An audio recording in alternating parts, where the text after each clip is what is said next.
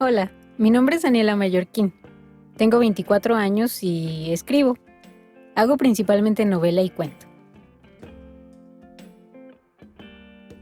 Escribir surgió para mí desde que era muy pequeña, como una especie de juego.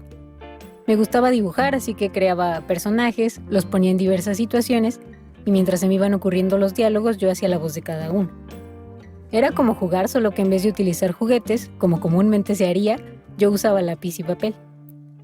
En aquel entonces soñaba con ser creadora de caricaturas. Imitaba las situaciones que veía en los programas que me gustaban, de tal manera que lo más parecido a eso que yo lograba crear eran historietas desordenadas sin diálogos visibles.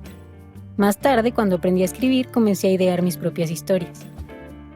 Seguía dibujando, pero lo fui dejando de lado, más atraída por la rapidez de las palabras.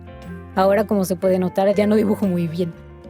Terminé mi primera novela a los 14 años. Era de fantasmas y periodismo. Releerla ahora es, por supuesto, muy vergonzoso y divertido. Estudié letras españolas en la ciudad de Guanajuato. Conforme pasaba mi tiempo en la universidad, fui interesándome más y más por la narrativa de cuentistas y novelistas mexicanas del llamado género fantástico, porque empataba mucho con mis intereses y leerlas a profundidad me hizo darme cuenta del tipo de literatura a la que quería aferrarme, donde se priorizaban temas como la memoria, la soledad, el horror, con esa ambigüedad y múltiple interpretación que permite la lectura entre líneas del siglo XX, más allá del género.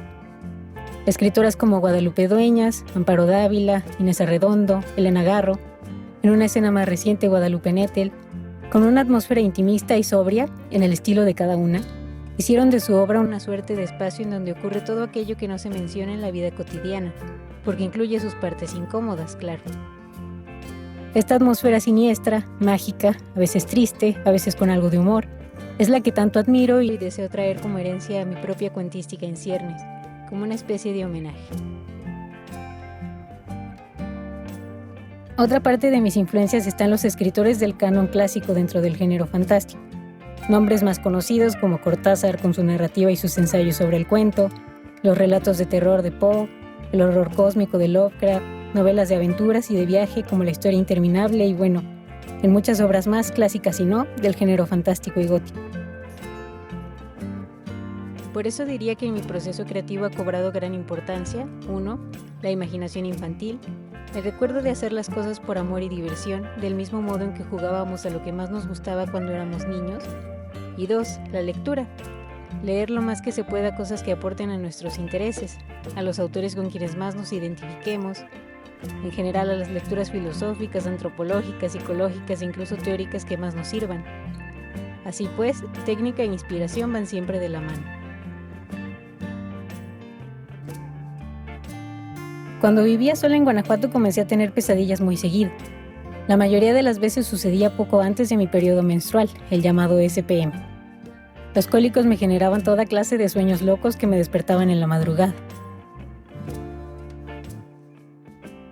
Llegó a tal punto que ya no nomás tenía pesadillas, también me daba parálisis del sueño. No podía moverme y cuando abría los ojos miraba siluetas en mi cuarto. Cuando no, al menos el escenario de mis pesadillas era ahí mismo donde yo estaba durmiendo. Como si realmente me estuviera sucediendo todo lo que mi mente me hacía creer.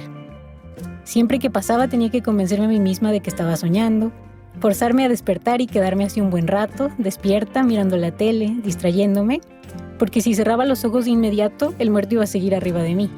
Eso era algo que tenía muy presente.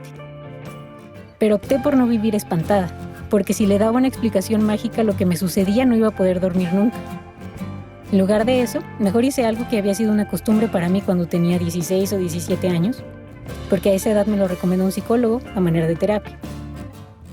Empecé un diario de sueños, pero esta vez lo escribía todo primero en mi celular cuando me despertaba y luego en computadora, no en la libreta, porque esta vez no planeaba leerlo frente a ningún terapeuta. En lugar de eso lo leería solo para mí. Me dije a mí misma que haría de esas pesadillas un libro de cuentos, que por el momento tiene el título provisional de Noches Menstruales.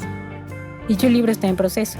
Ahí es donde pienso incluir Bocadillo de Medianoche, el cuento que acabo de leer, porque me parece un buen ejemplo del efecto que me gustaría causar en el lector con cada uno de esos relatos.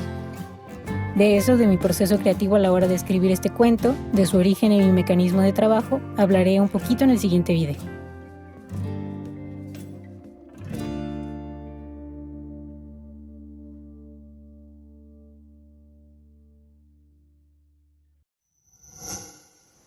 Gobierno de México.